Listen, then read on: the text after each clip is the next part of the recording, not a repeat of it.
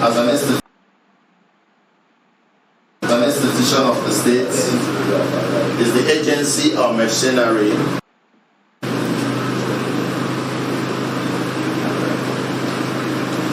Yes, welcome. Today we are going to be learning government. And this is a JAMB class for government. We are following JAMB syllabus to try as much as possible to follow JAMB syllabus. In order for us to get everything that we need. So today we're going to be learning about the meaning of government. What does government mean? And we can say that government is an institution of the state that has the machinery or agency through which the state's will is formulated, expressed, and attained. Government, as an institution of the state, is the agency or machinery through which the will of the state is formulated, expressed, and attained. Government, as an institution of the state, is the agency or machinery through which the will of the state is formulated, expressed, and attained. Is that clear? So we can define government as and what? Institution of the state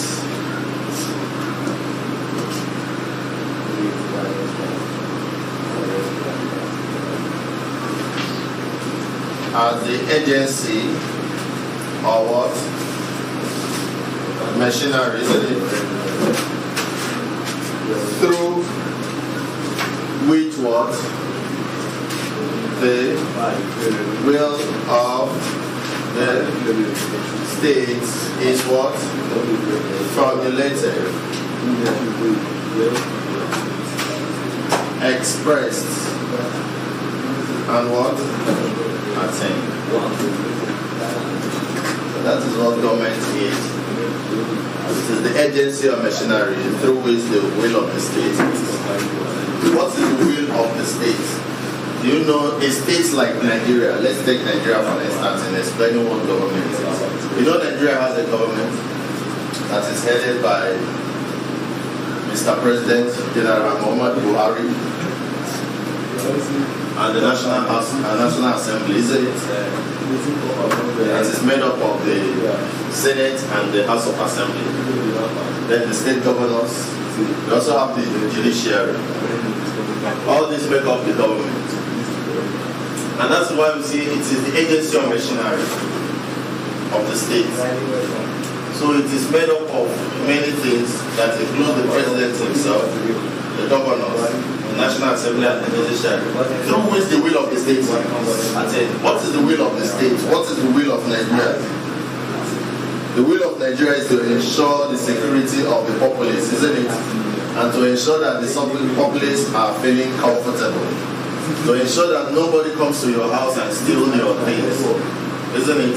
To ensure that there is peace and tranquility in the land. Those are the will of the state. To ensure that everybody is healthy, that there is adequate health care, that everybody is well protected in the country. So those are the will of the state. So that machinery of the agency through which this will of the state is attained and expressed or formulated is known as government. Is that clear? So it is the duty of the government to ensure that the will of the state is what? Formulated, expressed, and attained. So first of all, it has to be formulated, isn't it? By the laws the National Assembly people make. And it is expressed explicitly in the Constitution. And how is it attained? By the executive actions of the president, isn't it? When the president builds roads, builds hospitals, the populace are healthy. They can get health care when they want, isn't it? So that is the essence of government. The essence of government is to make sure that everybody in the country is comfortable, isn't it? Through its various machineries. Government can ensure peace and law and order in the society through the police, isn't it? Government can defend the country through the military, isn't it? ensure that everybody gets justice through the judiciary, isn't it? So that this definition is all encompassing.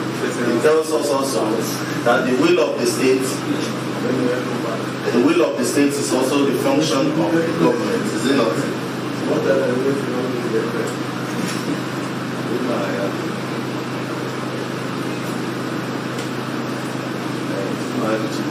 So that is what government is. We can also, there are also other definitions of government as a process or act of government.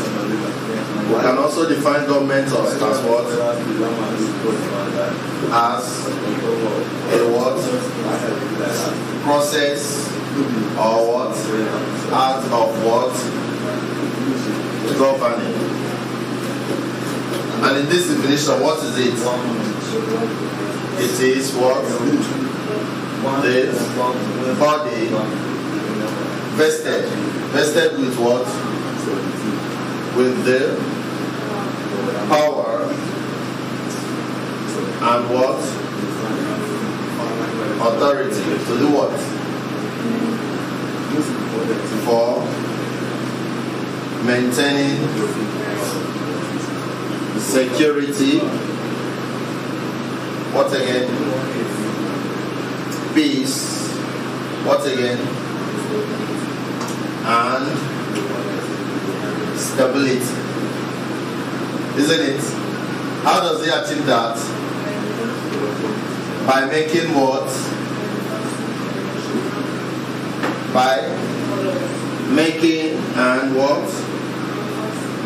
Enforcing conventional and fundamental what? Laws in a given society or state. Is that? So this is another definition of government. Government as a process or act of governance is the body vested with the power and authority for maintaining security, peace and what? Stability by making and enforcing conventional and fundamental what? Laws in a given society. It is the duty of the government to make law. Through which arm of government is law made? Through the what? Legislature. So it is the duty of the government is the body that is vested with the power and authority of maintaining security and peace and stability by making what? And enforcing laws. So when the legislative arm of the government makes the law, the executive arm of the government does what? Enforces it. Is that clear? So it is the duty of government, or you can explain government as the body that is vested with the power and authority for maintaining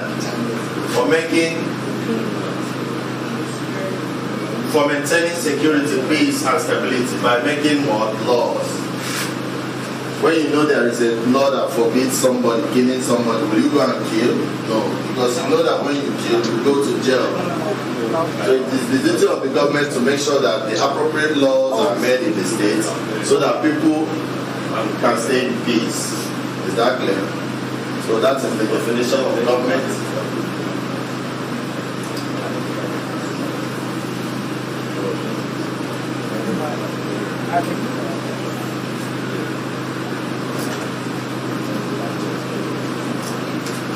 Now we are going to look at the second aspect of this class, known as the basic what? Concepts. Basic concepts in government. We are going to look at the basic concepts in government. Basic concepts in government. And here we are going to be looking at number one, power. Number two, we are going to be looking at authority. Number three, we are going to be looking at legitimacy. And number four, we are going to be looking at sovereignty. Basic concepts in government. We are looking at the basic concepts in government. Basic concepts in government are those concepts that you need to understand first You understand? So that when we are talking about government, you will be accustomed, you'll be used to the words that we're using. So these concepts are concepts like power. You need to know what power means in government. You need to know what authority means in government. And you need to know what legitimacy and sovereignty means. What is power? Power may be defined or is defined as the ability. You understand? Your ability to control. Is that clear? The actions. Power is the ability to control the actions of others.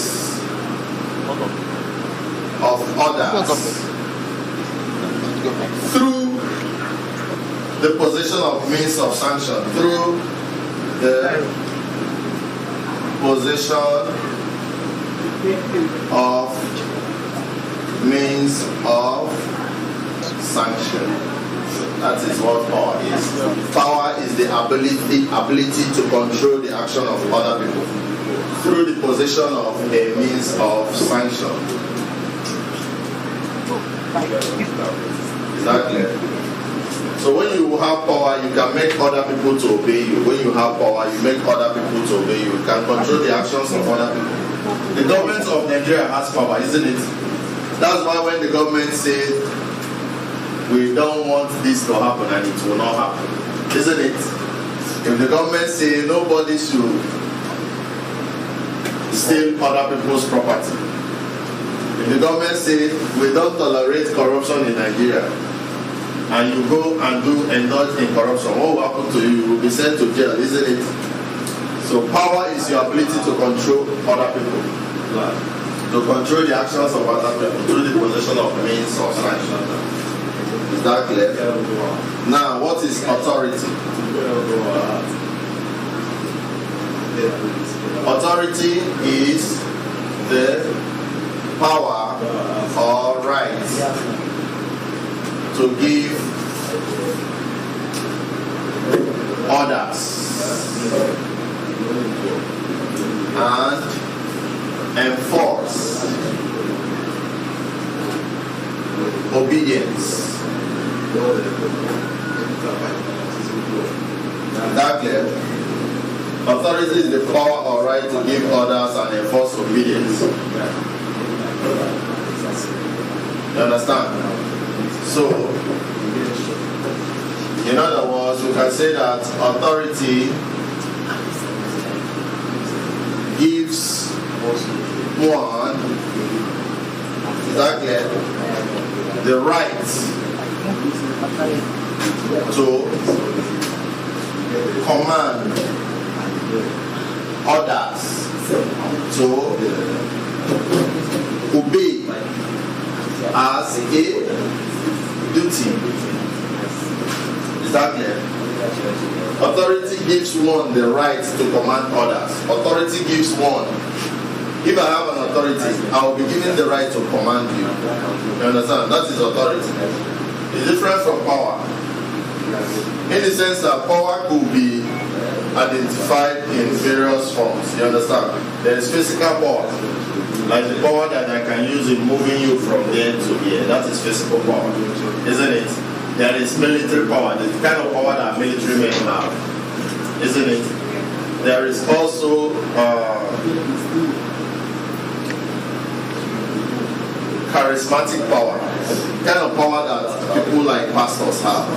When they preach to you, when they talk to you, they have the power to make you do what you wouldn't have done ordinarily. Is that clear?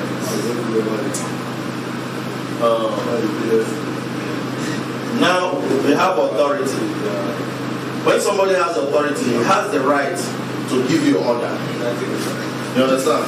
He's not coercing you to do something, but because of his position his position of authority in the society, once he asks you to do something, you just do it. That is authority. Now we talk about legitimacy. What is legitimacy? Legitimacy simply means something that is lawful or according to law. Something that is what? Something that is lawful or according to law. When you say that this government is a legitimate government, it means that the government is lawful. Legitimacy is something that is lawful or according to law. When you say that a government is legitimate, it means that the process through which the government came into power, it is what? Lawful. That's the meaning of legitimacy. It is a situation of being lawful. Legitimacy is a situation of being lawful. Is that clear? Situation of being lawful. That's what legitimacy is. Something that is appropriate, something that is in order is legitimate. Then we'll talk about sovereignty. What is sovereignty? Sovereignty is the absolute power of the state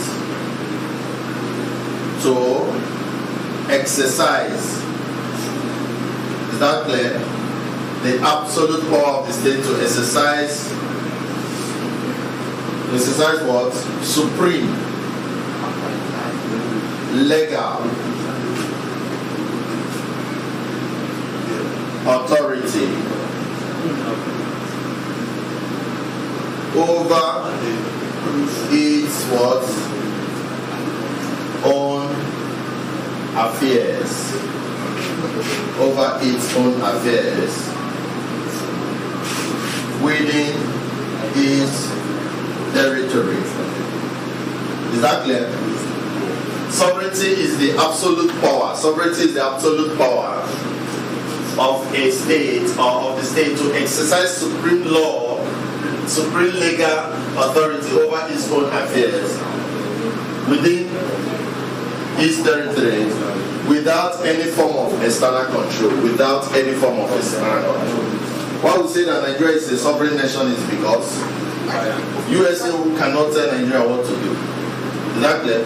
Nigeria has absolute power to exercise what? Supreme legal authority over its affairs. Is that clear? So we say Nigeria is a sovereign nation because Ghana will not tell Nigeria what to do. And Nigeria cannot tell Ghana what to do because Ghana is also a sovereign nation.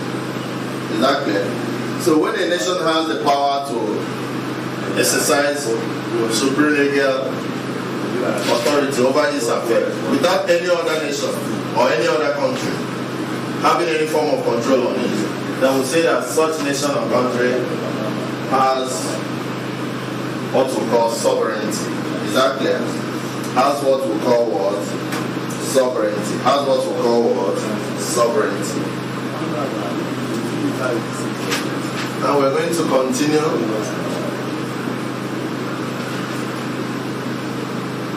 in this order. Now we look at the concept of a number 5, concept of a what? State. Concept of a what? State. What is a state? What is a state? A state is a politically organized. A state is a politically organized body of people. Politically organized body of people.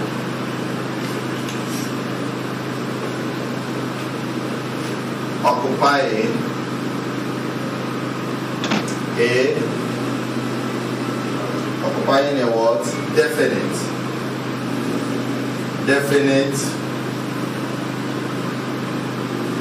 geographical area or territory.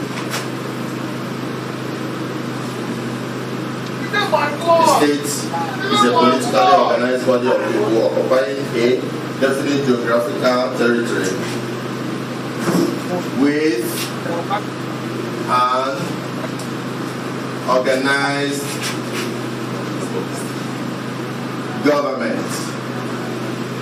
With an organized government entirely free from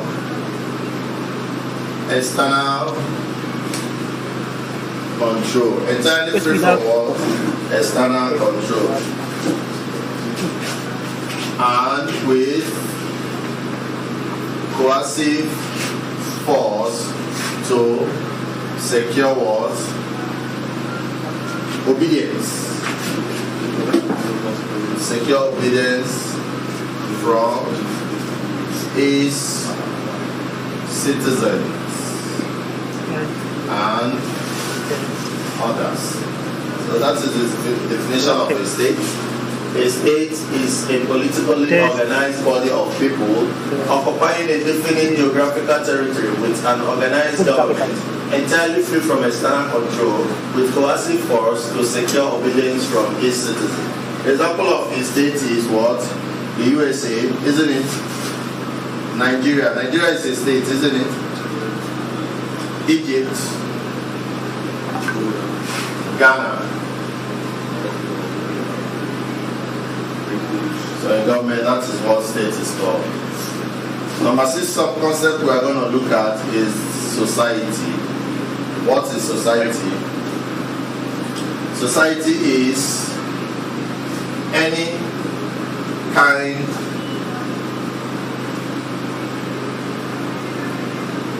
and degree relationship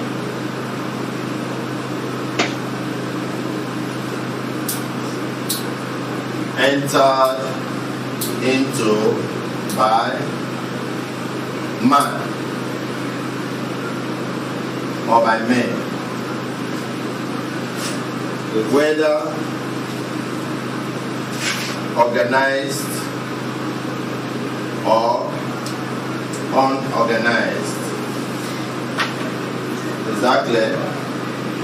Direct or indirect.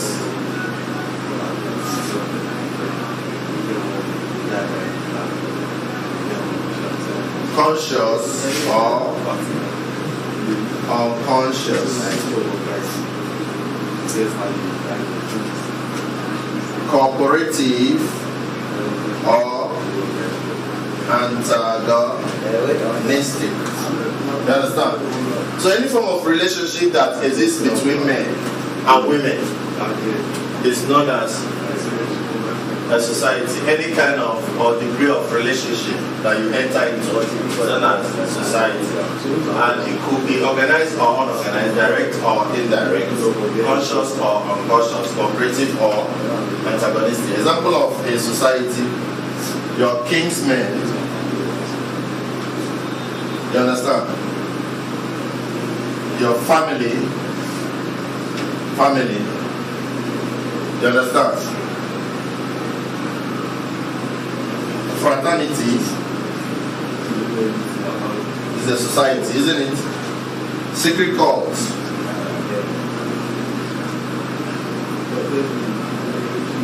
Secret cults. The age group. So if you go to some place, they have age group meetings, isn't it? If you go to churches, you also see some societies inside the churches. Because there are a group of people that come together to have some certain things they share together. That is society. Unlike states, that is politically organized. Is that clear?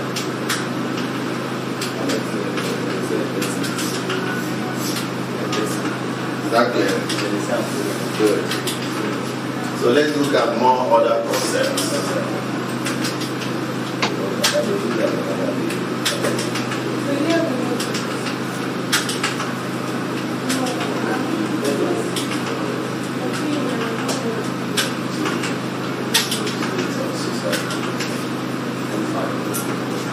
So let's look at other concepts like number 7 is what?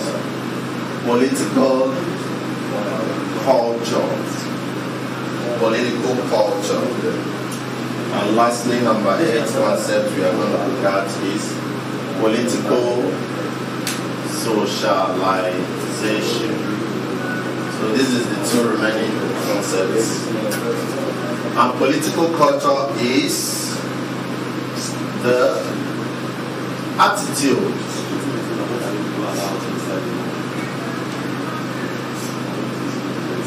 sentiments,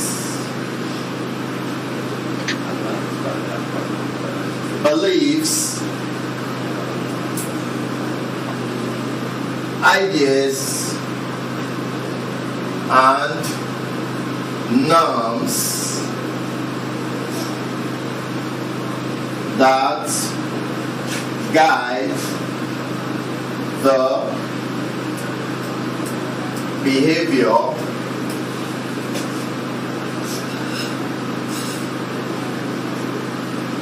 of the people in a political system. This is what political culture is. Political culture is the attitude, sentiment, beliefs, ideas, and norms that guide the behavior of people in a political system, political culture. Nigeria has its own peculiar political culture.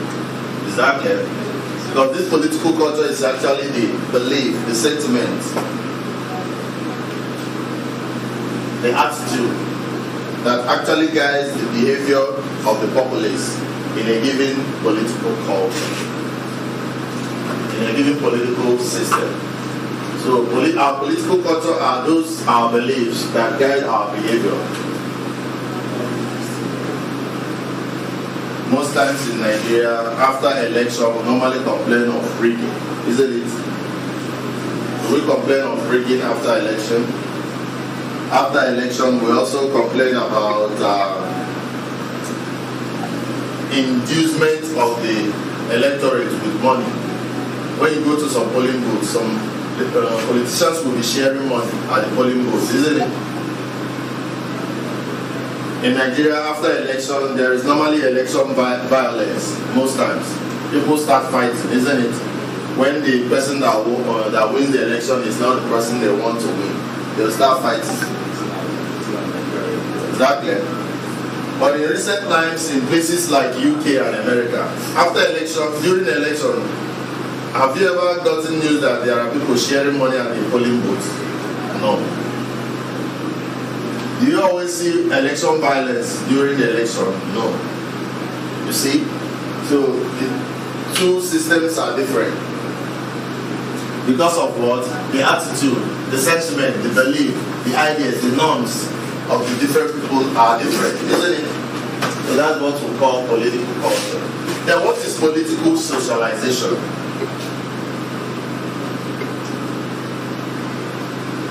Political socialization is a process by which the citizens are educated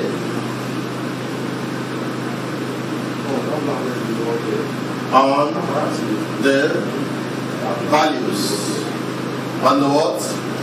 Values,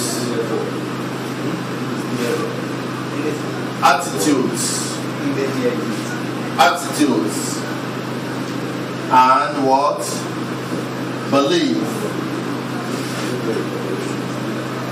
Beliefs of the what? Political system. Is that clear? So the process by which you learn the political culture of a given group of people is the political what? Socialization, isn't it? For you to get knowledge of the political culture of a given area or given political system, you need to undergo what we call political what? Socialization. And that's why in modern times you see there is what we call reorientation in Nigeria. Political parties and INEC. Before the election, you see in the radio, you continue hearing in the radio and seeing on the television, they will be telling people that they should not be political talks, isn't it? that they should not fight during election, and they should not collect bribe, isn't it? All these are forms of political war, socialization. You're trying to give them the right to believe, so that they don't go on perpetrating political culture that is not good. Is that clear? So for you to effect the adequate change in political culture, you have to do a very good political what? Socialization. Because political socialization is all about education. You educate the citizen. You tell the citizen, this and this are not good for the political system of Nigeria. Bribery, corruption, snatching of ballot boxes. You see in some communities, they snatch ballot boxes, isn't it? So you need to preach against them by educating the citizens on things that are good and things that are not good. So when you are doing that, you are undergoing people are undergoing what we call political wars, socialization. Is that clear? And those are the concepts in government. So in the next class, we'll look at forms of government. Is that clear? Thank you.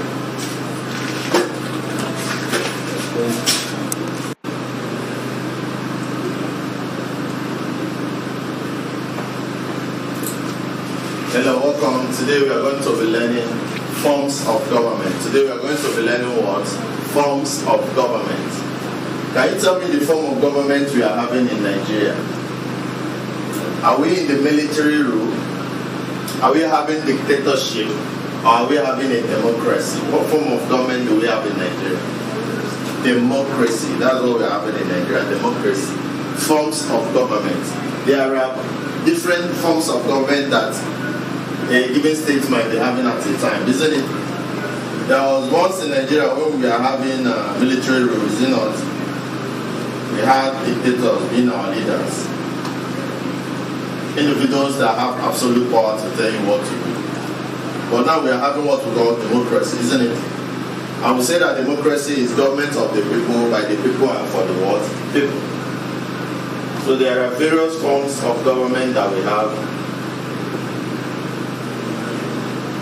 There are various what? Forms of government that we have. So we have forms of government like democracy, is it? We have aristocracy, is it? We have monarchy, is it? There are some countries that have monarchy, isn't it? So there are different forms of government. We are going to look at all the forms. These are not the only forms of government we have. But we'll take them one by one. Number one, we're going to look at what? Democracy. We're going to look at what? Democracy. It's a form of government.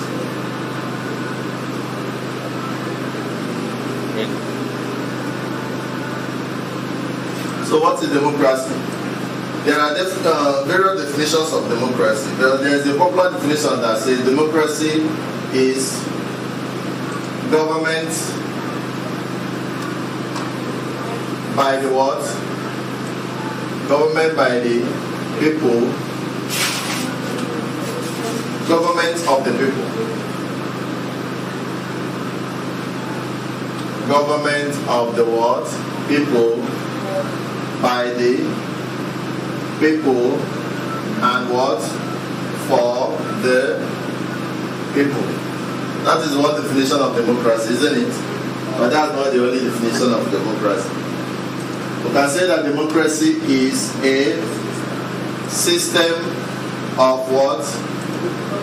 Government. Where all the qualified adults. Democracy is a system of government where all the qualified adults, or you can say adult citizens, is that clear? Where the qualified adult citizens share the supreme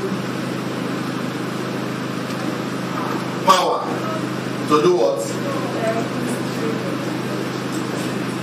Directly or what? Or through their what?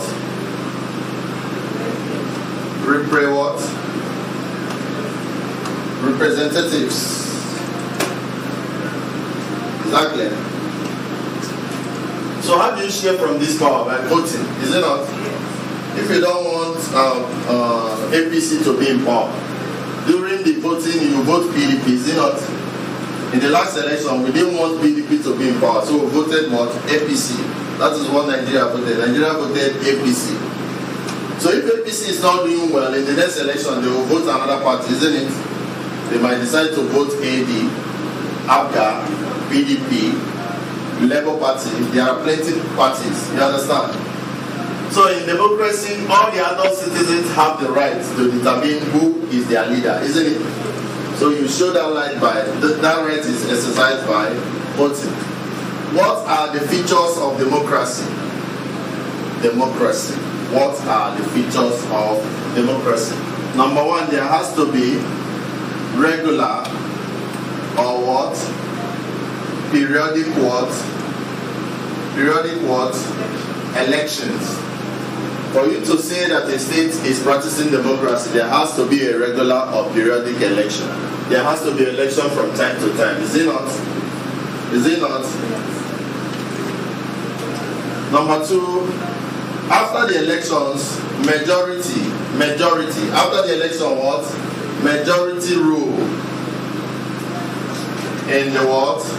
Country. That's how you know you are practicing democracy. Is that clear? If more people voted for PDP, PDP will be in power, isn't it? If more people voted for APC, APC will be in power. In democracy, there is what we call equality before the what? Law. Nobody is above the law in democracy. There must be rule of law. Is that clear? In democracy, there has to be what we call respect for what? Rights of the minority groups. Is that clear? You will not say because some groups are very few in number that their rights will not be respected. Actually, in other words, there has to be respect for the rights of every citizen, whether the person is in the minority group or in the majority group. Is that clear? So those are the various features of what? Democracy. In democracy, there has to be regular election. If we are not having an election, then we are not running democracy, isn't it? There has to be election from time to time. Then there has to be majority rule. If you go to the Senate and there is a bill to be passed, and the Senate President says those in support say ah, and more people say ah, those that are not in support say nay, and lesser people say nay. Are we going to pass the law or leave the law? Pass it, because there are more people that say ah, there has to be majority. That is what democracy is all about. That is what democracy is all about. It's all about majority. It's all about respect for the rights of the citizen. Now we look at the words merits and the word demerits. Merits and what? The merits of society, democracy. Why is democracy good? Number one, democracy promotes political participation. Democracy promotes what? Political participation. It's only in democracy that you see people vote, isn't it? If we are having a monarchy, like the Oba of Benin, do they come together to vote the Oba of Benin? No, it's by hereditary. Once the Oba dies, maybe the son becomes the next Oba. So it's not democracy. Or in democracy, there is what we call political participation. Everybody participates in bringing out the leader. Number two, there is what we call legitimacy. Legitimacy. When there is democracy, people, it comes through the law. There is said that it's lawful. Is it? Everybody in the society has to support it, so it becomes legitimate. It becomes lawful because it follows through laid down rules. We call it electoral act. You have to obey the electoral act. You have to obey the electioneering system. to bring out the leader. So there is legitimacy. And number 3 is that there is what we call choice. There is what? Choice of political leadership. Choice of what? Political leadership. You can choose between Muhammad Buhari or Alhaji Atiku, isn't it? You can choose between Fashola or Ambodi, isn't it? So there is choice. You have the ability to choose who and who not to vote for. So what are the demerits of democracy? What are the disadvantages? Or what are the things that don't encourage democracy? You might have things like inadequate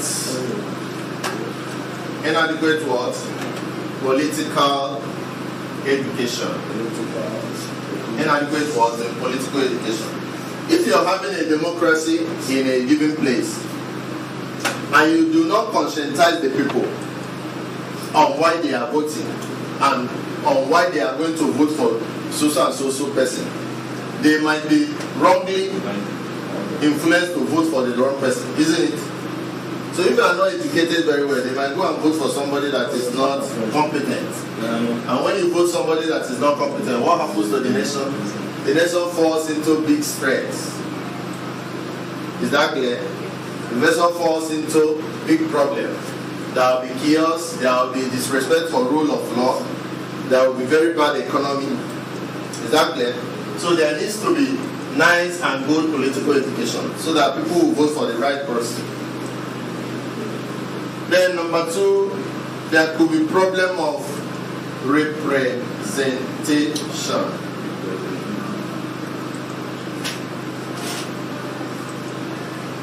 You understand? What do we mean by problem of representation? When you vote somebody to the Senate or House of Assembly, and instead of the person going to the Senate or House of Assembly to protect the rights and the interests of the people that voted him in, and he goes there and starts putting his own personal interests first, that is a problem of what? Representation. That is a problem of what? Representation. When those people in the House of Assembly go to the House of Assembly and all they care about is buying expensive cars for themselves.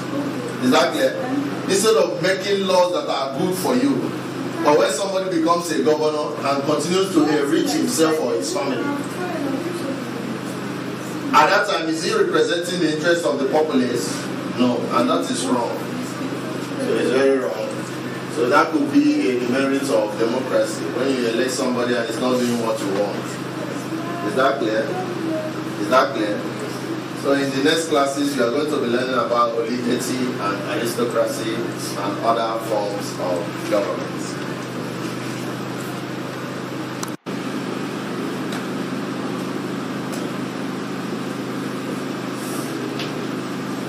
Yes, welcome to today's class. We are continuing forms of government. We are continuing our lectures on forms of government. Forms of government. In the previous class, we learned about democracy. We learned about what? Democracy. And we say that democracy is a form of government where eligible citizens vote, isn't it? They choose their leaders. In another word, we can say that democracy is government of the people, by the people, and for the people, isn't it? It is the best form of government known for now. Now we're going to look at other forms of government. Number 1 is what we call oligarchy. Number 1 is what we call what? Oligarchy. And this oligarchy simply means a government ruled by few privileged and powerful people. A government ruled by what? Few privileged and powerful people. It is a selfish form of government that benefits only few. Is that clear? Oligarchy is not democratic. It's not the people that vote them in.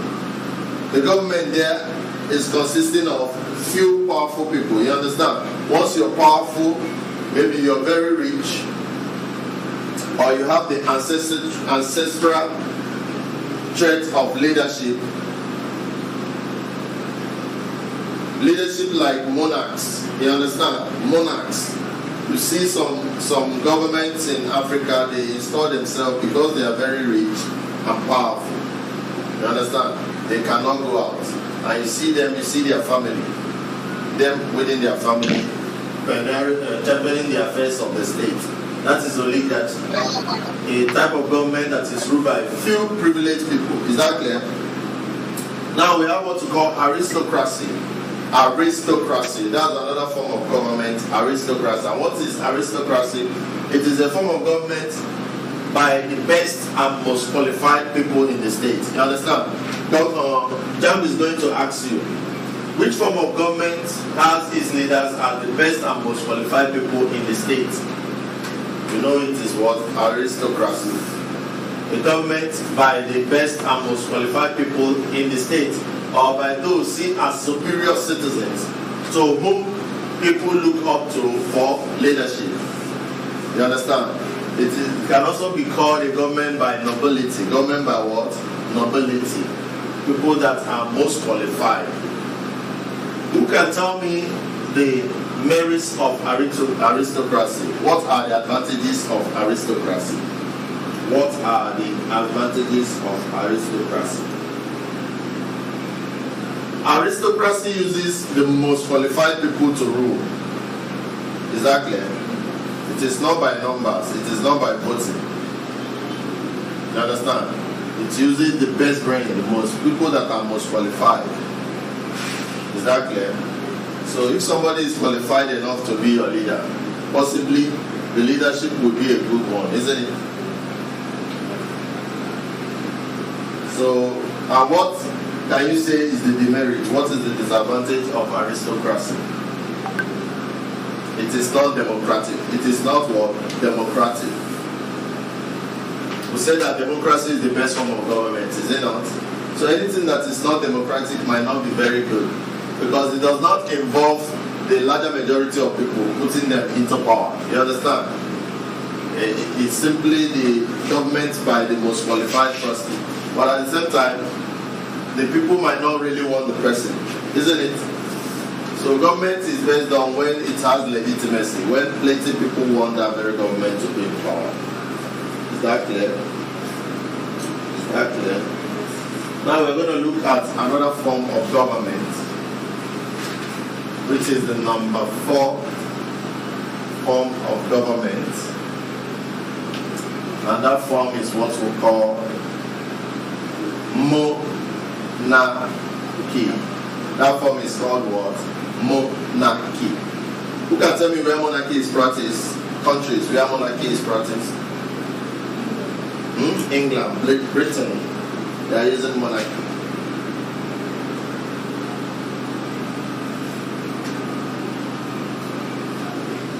This is the form of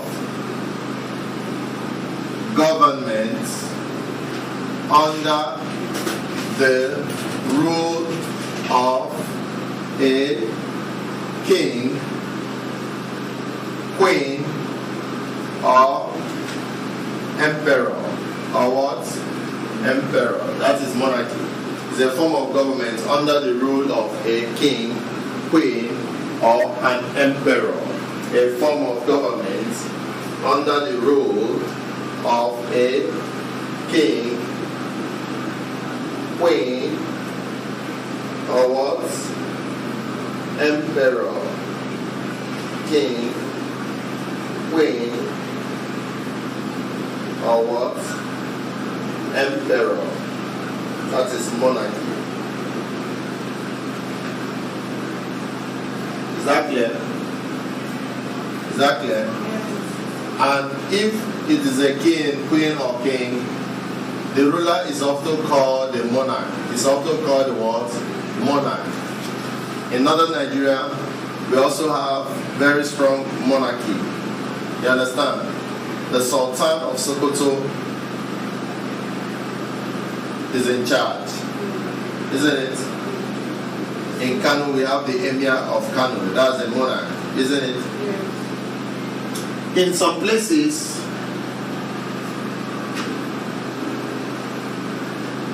the monarch has absolute power. In some places, the monarch has what?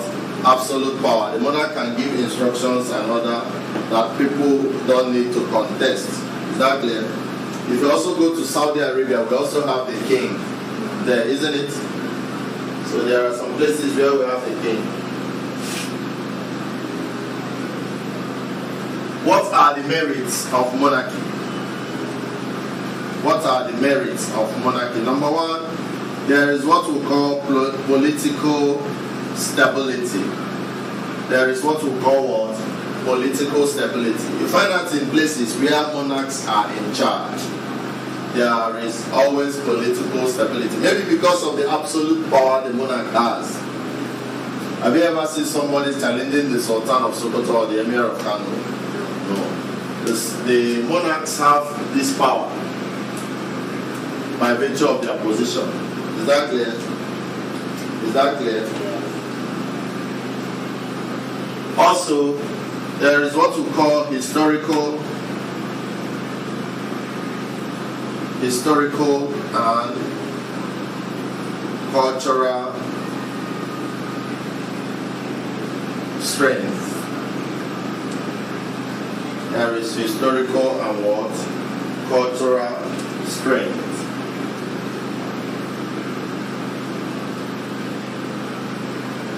The Sultan or the Sokoto Caliphate has very big respect, historically and culturally, you understand, because of the monarchy. You understand?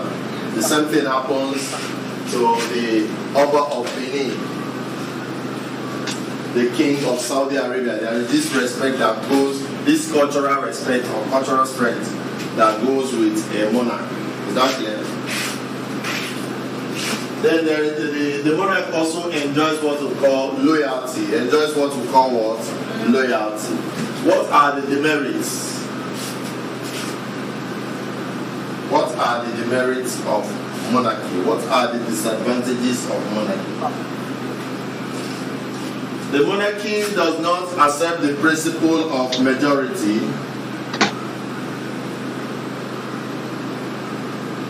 It does not accept the principle of what? Majority. You cannot say because you don't want it or because of the masses don't want it that it doesn't happen. The person that has the final say is the what? The monarch. The person that has the final say is the what? Monarch. There is no election. There is no what? Election in a government that is run by the monarch system. It is by appointment, you understand, or by inheritance. If you want to make the next Sultan or the next Emir of Kano, will you say everybody should come, let's vote for the person? It is by inheritance. It is already there. Is that clear? So in an event where the monarch does not have good character, you cannot use the election to vote him. You cannot vote him out. You understand? He perpetuates his time in the office and maybe do things that are not good. So when there is no election, it's a very big disadvantage. Is that clear? Is that clear? So we look at other forms of government. We look at other words, forms of government. Look at other forms of government. And number 5, we look at what we call republic.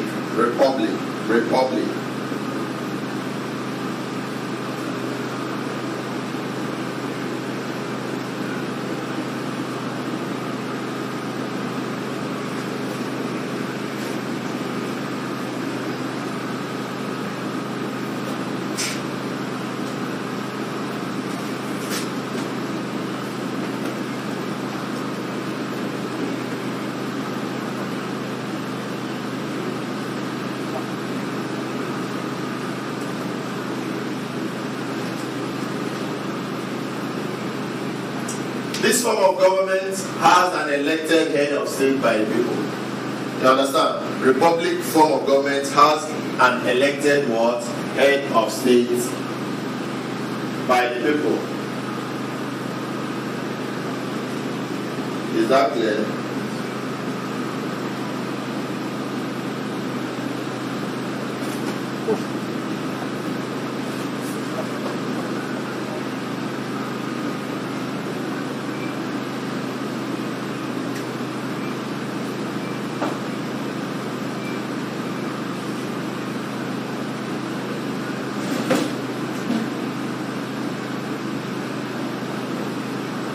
And he's always elected for a specified time, you understand, in the office. And this person is known as the what? President. You understand? He's the president of the republic. So that's how you have a republic. When there is an election and you have the government, is that clear? Becomes the head of state. What are the features of republic?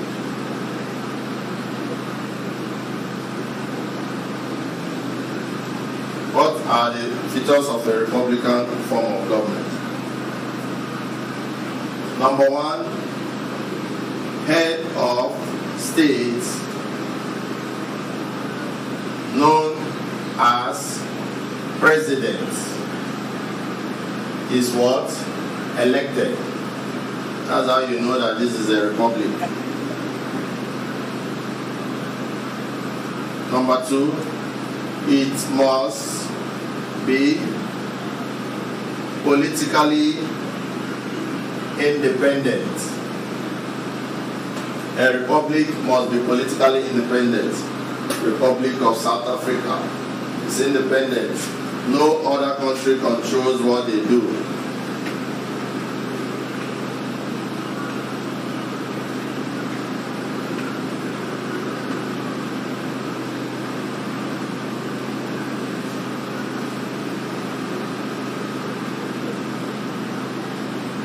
There is what we call homemade constitution.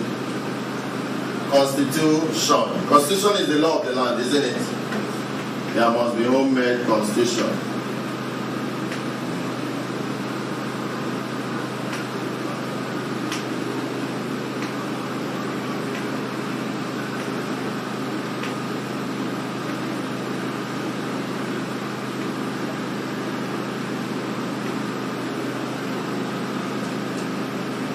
Members of the legislature must be elected by the people. Is that clear?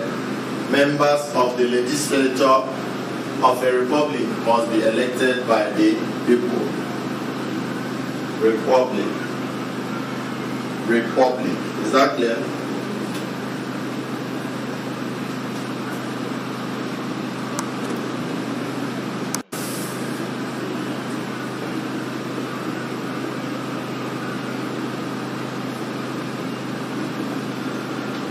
Hello, welcome. Today we are going to be learning arms of government.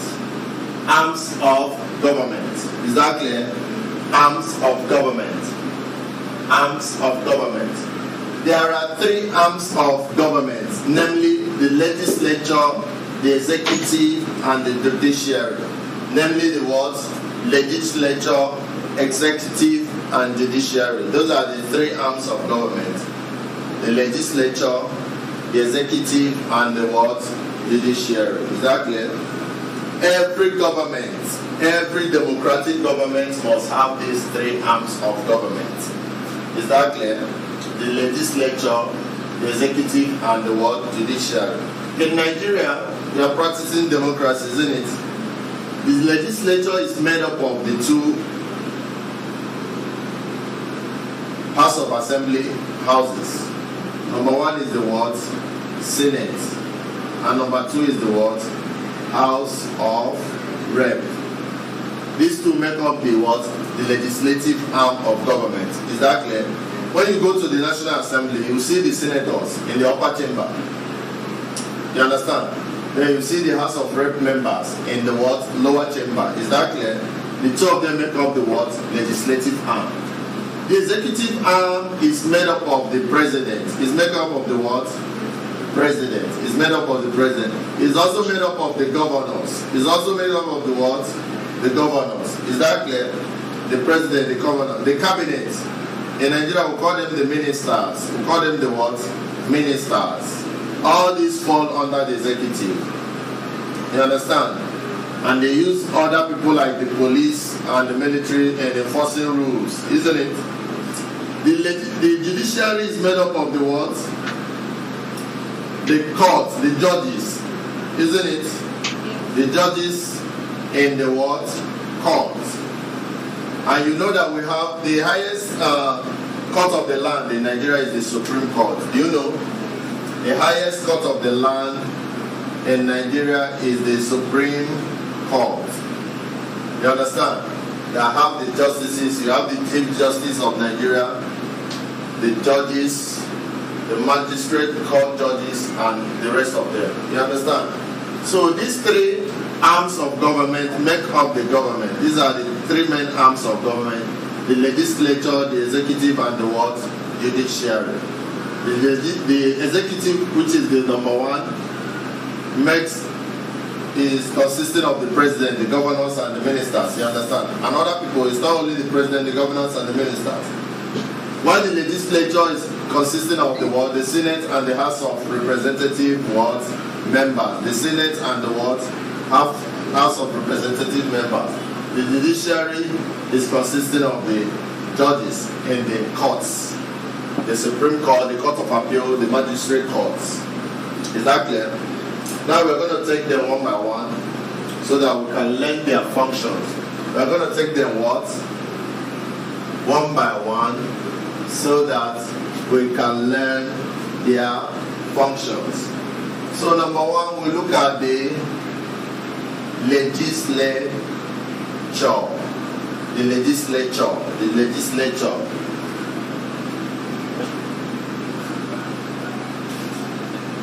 This is the organ or arm of government assigned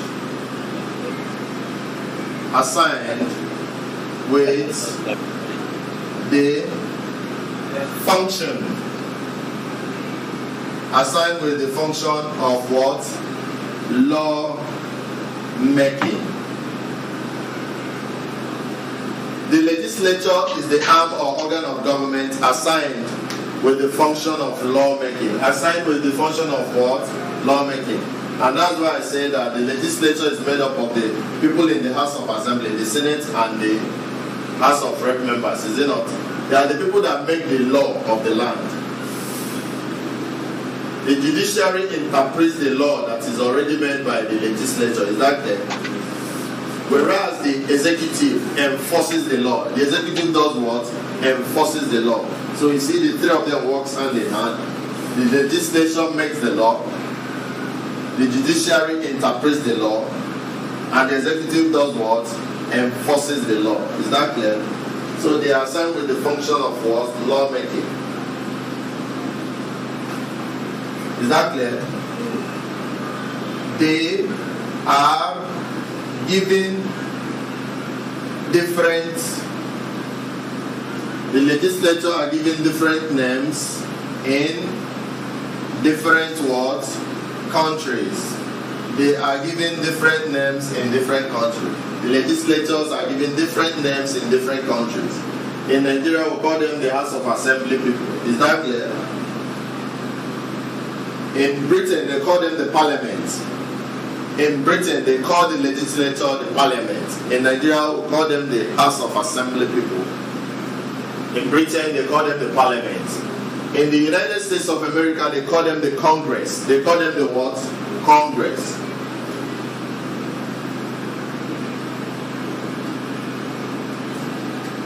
So, in Nigeria, they are called the what? National what? National Assembly. In Britain, the legislature is called the what? Parliament.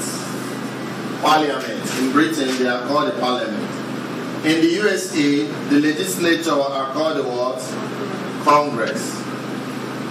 You understand? So the legislature are given different names in different countries. In Nigeria, we call them the National Assembly. In Britain, we call them the Parliament. In USA, they call them the Congress. Is that clear? Is that clear? Is that clear? Now, we are going to look at the functions and importance of the legislature. The functions and importance of the legislature. Functions and importance of the legislature. Functions and importance of the legislature. What are the functions and importance of legislature? What are their functions?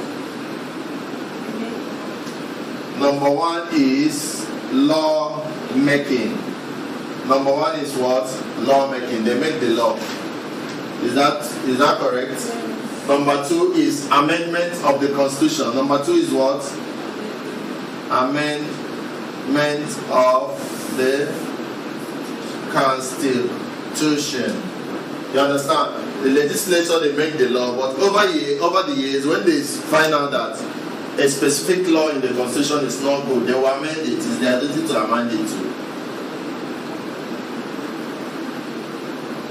They also function as House of Representatives. They function as what? House of Representatives. They speak for you.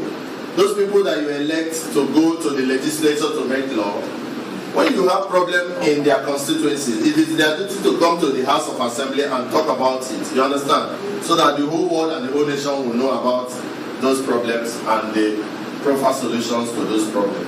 And they do what? Proper solutions to such problems.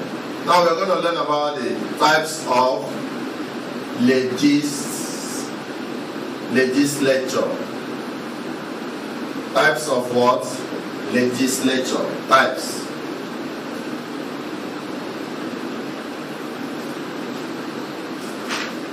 There are two types of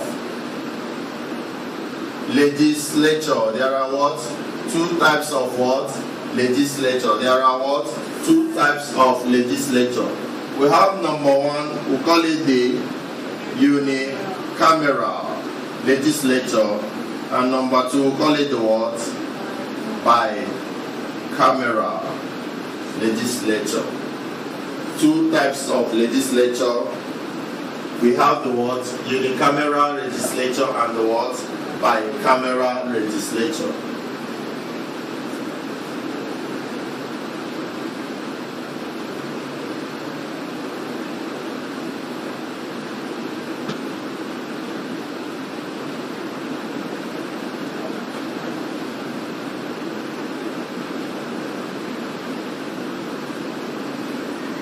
Are we together? Have you finished writing that? So here we have unicameral and the what? Bicameral. In unicameral legislature, there is only one house of legislature. There is only one what? House. You understand? Once the bill is passed by that one house, it goes to the president for his assent. Is that clear? But in bicameral, there are two what? Two houses or bodies. You can call them bodies as well. Bodies of what? Legislature. Chop. The first one, the legislature. You understand? When there is only one body, we call it unicameral. Is that clear? Is that clear? When there is only one body, but when there are two houses, we call them what? Bicameral. In Nigeria, what kind of legislature are we practicing in Nigeria? Bicameral. In Nigeria, we practice bicameral because we have the what? We have the Senate and the what? House of Rep. You understand? So the countries that practice the bicameral, we can write Nigeria, isn't it? In USA also, they practice bicameral legislation. You understand? Because they also have the Senate and the House members. Is that clear? Countries that practice unicameral are countries like what? Ghana, Sierra Leone. Is that clear? Ghana and Sierra Leone, Gambia, all of them practice unicameral. All of them practice what? Unicameral. So once they get the bill, once one of the house passes the bill, it takes the bill straight to the what? President. They take the bill straight to the what? President. Only one house passes the bill, takes it to the president. But in bicameral legislature, the two houses, the Senate and the House of Assembly, must pass the what? Bill before taking it to the what? President. So in unicameral legislature is only one house of assembly, only one house, as they use in Ghana and Sierra Leone. Once the house passes the bill, they take the bill to the what? President for his assent. But in bicameral legislature, we have two houses or two bodies, the upper house and the what? Lower house, the Senate and the House of Representatives. The two of them must pass the bill. You understand? Before they can take it to the president for his assent. Is that clear?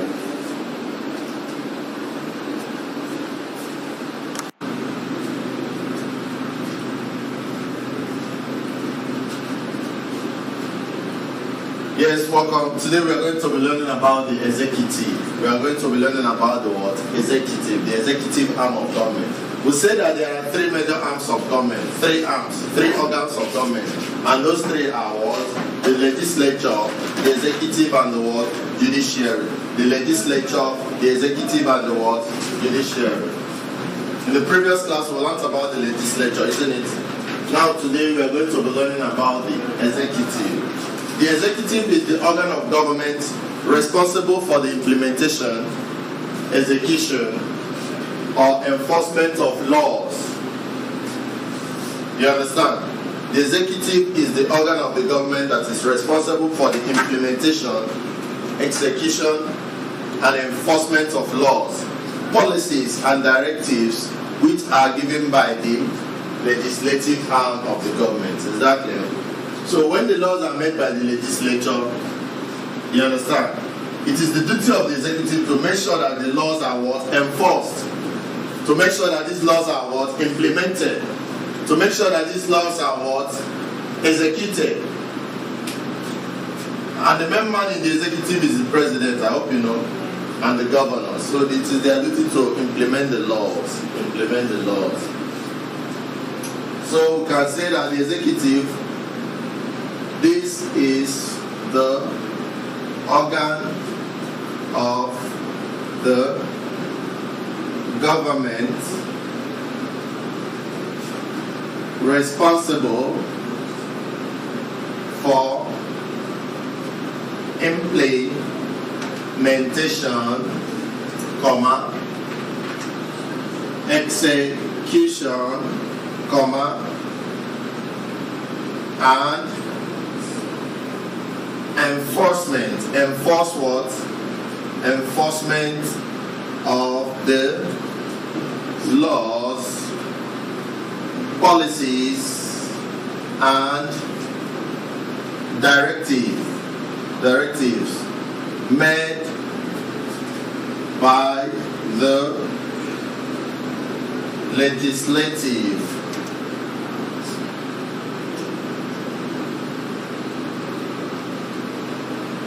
arm of government.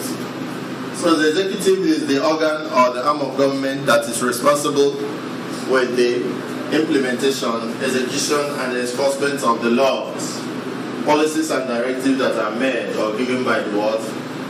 Legislative arm of government. Is that clear? Is that clear? Now we're going to look at the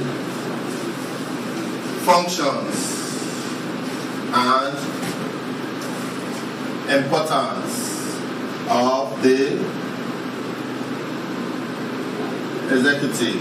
What are the functions and importance of the executive arm of government? What are the functions and importance? Number one is that they do what?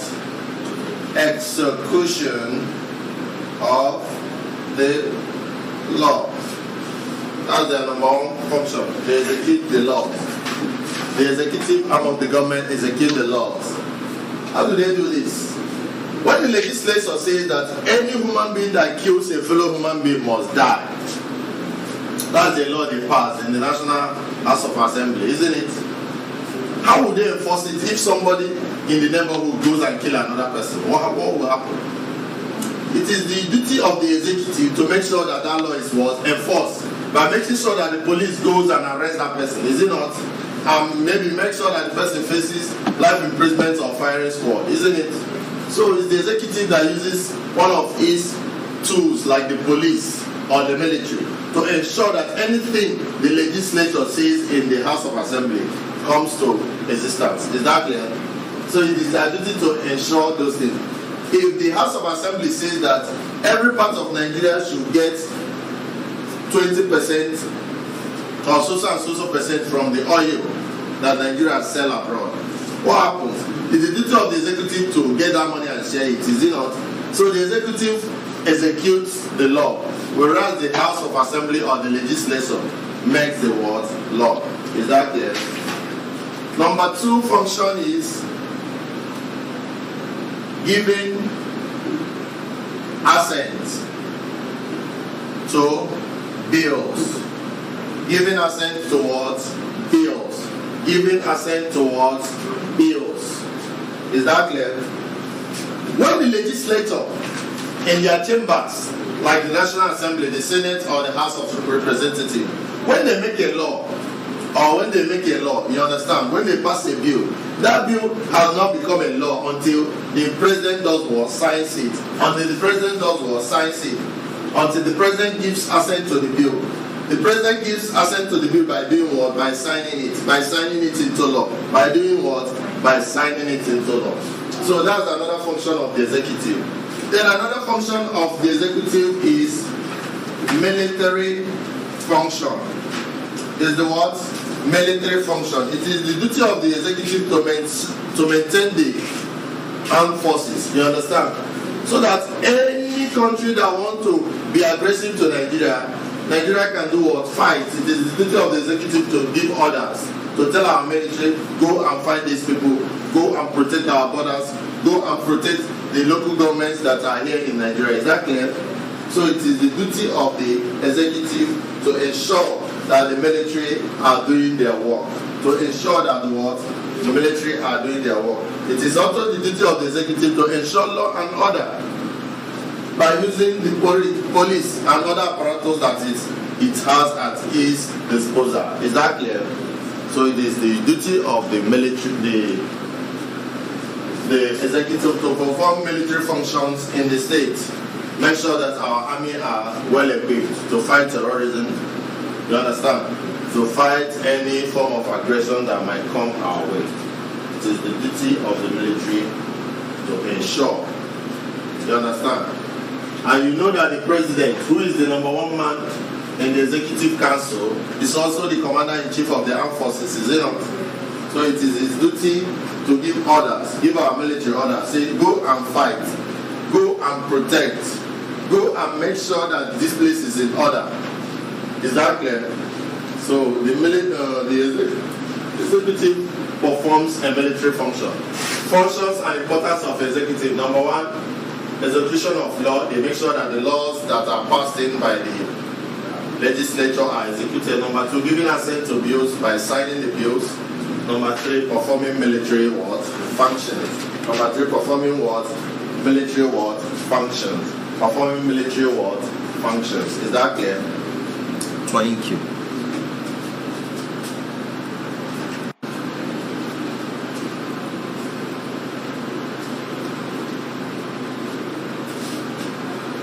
Yes, welcome. Today we are going to be learning types of executives. Types of what? Executive.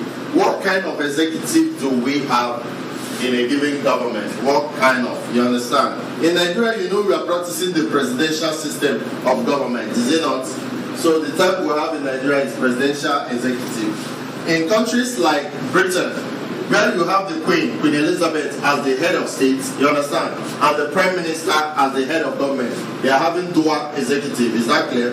So such executive system is known as dual executive or parliamentary executive, or what? Parliamentary executive. Then we have in some states where we have what we call collegiative executive, where a group of people rotate the chairmanship. Is that clear? So there are three types of executive that we have. We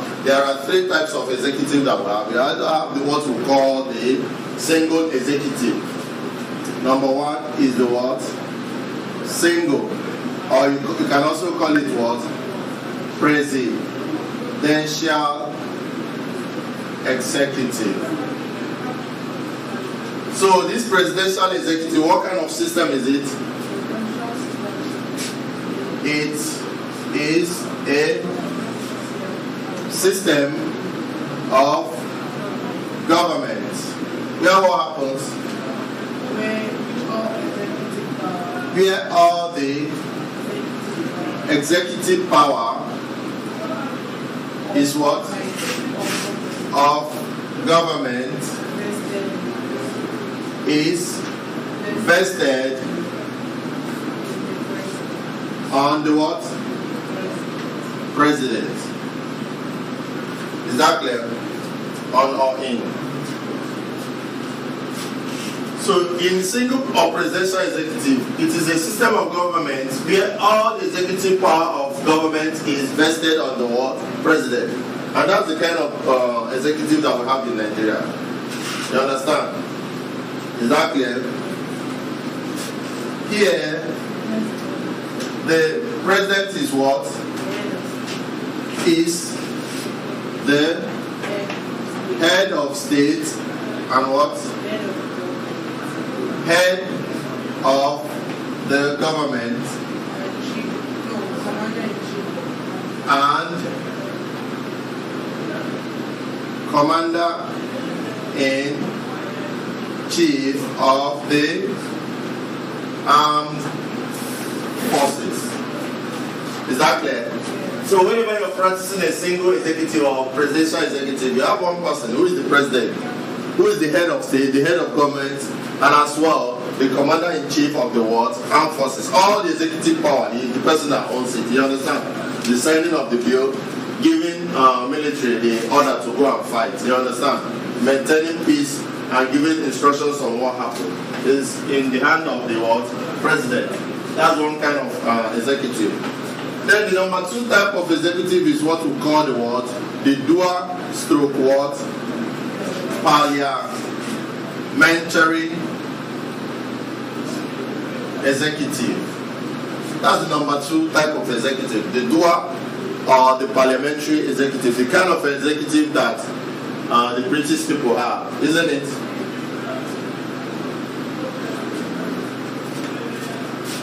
It is a system where one person is the what? Is the head of state, and another person is the head of what? Government. Is that clear? E.g., the monarch or the queen is the queen is the what? Head of state, is it not? Whereas the what? The prime minister is the head of government. You understand? The Queen performs some ceremonial functions in England, isn't it? The Queen of England. Whereas the Prime Minister is actually the head of government. Isn't it? So the monarch or the ceremonial president is the head of state. Whereas the head of government is the what? Prime Minister is the what? Prime Minister. That's another type of executive. So we have the single or presidential executive, the dual or parliamentary what? Executive, where we have two people in charge. You understand? The head of state is one person, then the other person is the what? Head of government. The other person is the what? Head of government. Then number three and the last type of executive. Number three and the last type of executive is what we call collegiates. It's what we call what? Collegiates. Collegiate what? Executive. Collegiate executive. What kind of executive is collegiate executive? This is a system in which a number of people forms a council, which rotates the what? The chairmanship of the council and leadership of the government in turns among the what? Members. Collegiate is a system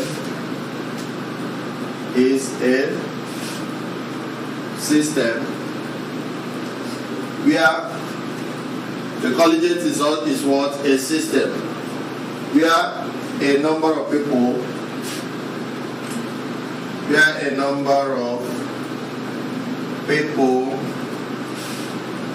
form a what? Council. Form a council. Number of people form a council which rotates its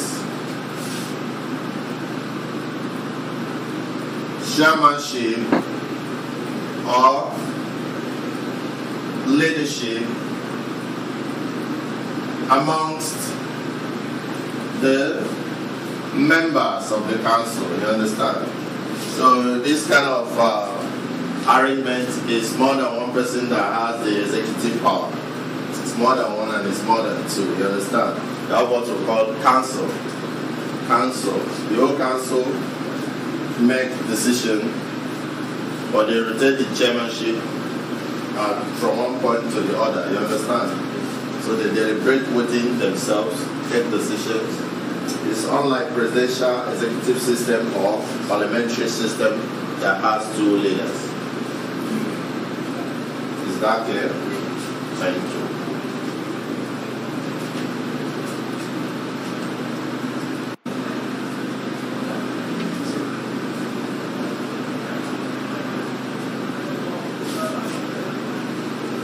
Yes, today we are going to be learning about the third arm of government. The what? The third arm of government, known as the what? Judiciary. Known as the what? Judiciary. The third arm of government, known as the what? Judiciary. In the previous classes, we learned that there are three arms of government, isn't it?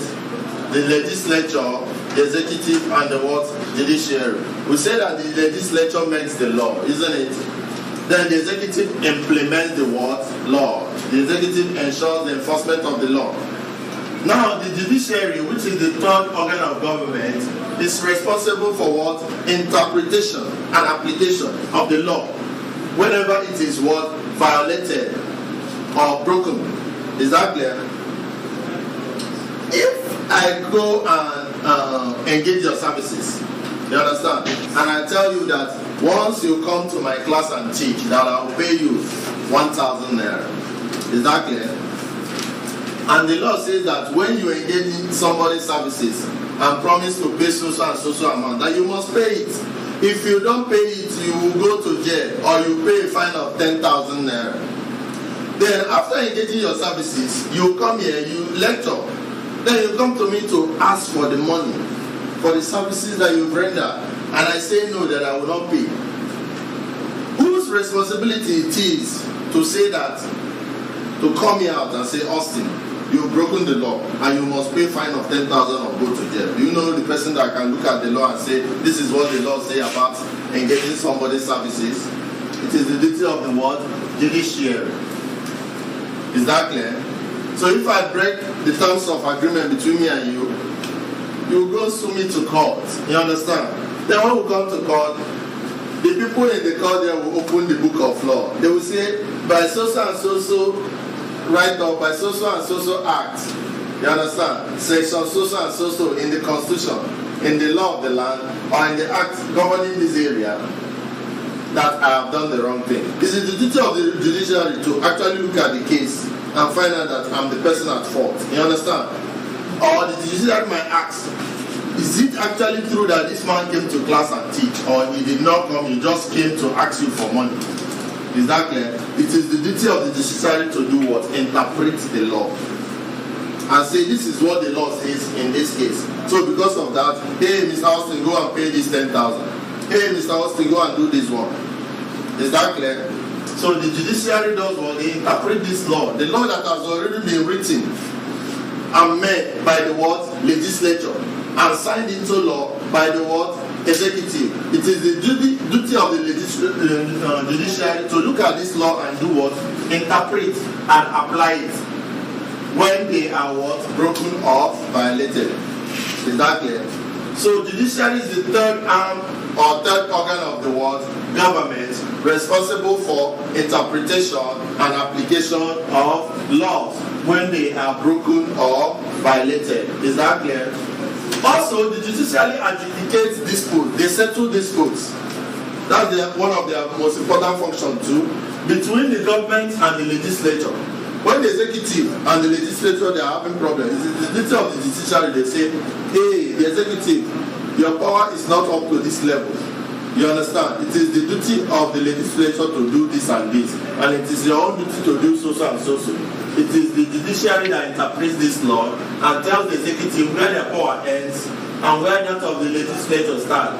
It is also the duty of the legislature to advocate between government and the citizens. Government and the what citizens. You see in Nigeria several times you see the labor union, they go to strike, isn't it? The judiciary will tell them that it is lawful for you to do this if the government has not met its own bargain. Is that clear? Or it is unlawful because the government is doing what is supposed to be done. It is the duty of the judiciary to explain all these things.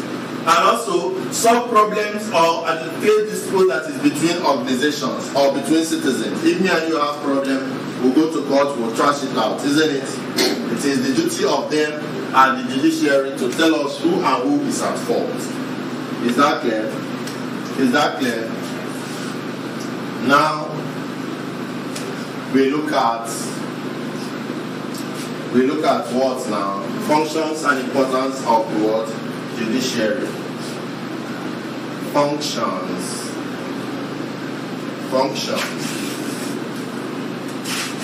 and importance of the judiciary. What are the functions and importance of the judiciary? What functions do they perform? Number one, as we all know, is the word interpretation of the law. That's the number one function of this judiciary, to interpret the law. To tell us this is actually what the law says. And this is how it should apply. Is that clear? That's their number one function. Then number two function is punishment of law breakers. Punishment of what? Law breakers. Anybody that breaks the law. It is the duty of the judge to say, I'm sentencing you to 6 months imprisonment. Is it not? You punish the law breakers. Anybody that you say that the person committed an offense is still a suspect. Is it not? Until the law says otherwise. Until the law says that he actually committed the offense. And when the law court says that it is their duty to state the punishment, you understand? I can say we are giving you 1 year imprisonment, 6 months, 2 months, or you can pay a fine of so and so amount, isn't it? It is the duty of the judiciary to say that. Number 3 is what we call guardian of the Constitution. Guardian. The judiciary is the guardian of the word Constitution. You understand? They've read so much about the law of the land, so they protect it. Is it not? The executive might say, these people committed corruption. Let's send them to Kirikiri prison. And you've not actually been able to find out and indict those people because you're the executive. You want to do otherwise. You understand? It is the duty of the judiciary to say, this is what the law says. And this is how these people are going to be treated. You understand? Because nobody is above the word law. Nobody is above the word law. So the judiciary protects the word constitution of the land. To avoid those people that are highly placed, you understand, violating the law. So they make sure that everybody is equal before the rule of law. And everybody must obey the law. Is that clear? Number 4 is determination of election petitions. Determination of election petitions. That's one of the functions of the judiciary, isn't it? After the election, one party, APC, say, hey, this is a lie. PDP did not have the majority vote. They say, how, why are you saying this? They say, there were too many malpractices during the election. But I come and prove it. Both of us will go to court. Is it not? The APC, the PDP, and the NI, all of them will go to court to prove. You understand? So once there is a petition, it is the duty of the law court or the judiciary to decide who and who is right. You understand? If you go to the normal court, the high court, and they are not able to do the work, you appeal, isn't it? You appeal court. But when the Supreme Court gives the final verdict, that's the final answer, is it not? Is it not? Good. So he has to go from one place to the other. Then the last for today is protection of the citizens' rights and liberties. You understand? Protection of the citizens' rights and liberties. If there is no judiciary, the executive, they might just be doing anything they like. Is it not? But the judiciary is always there to tell them, say, sir, that thing you are doing is wrong. If these people want to go to strike because you promised them something and you did not do it, they should be able to go to strike. Is that clear? The judiciary will always stand up to the government and tell him that, yes, this person has the right to do this. Don't trample upon his rights. Don't, because you're the executive, do anything you want. It is not done like that. It is the duty of the judiciary to do what? Protect the rights and liberties of the what? Citizens. That's very, very important. Thank you.